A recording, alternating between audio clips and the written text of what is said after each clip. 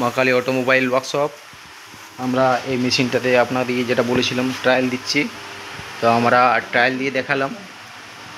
এই দেখুন সব রকম ট্রায়াল দিয়ে আমরা দেখেছি মুড়ির কোয়ালিটি।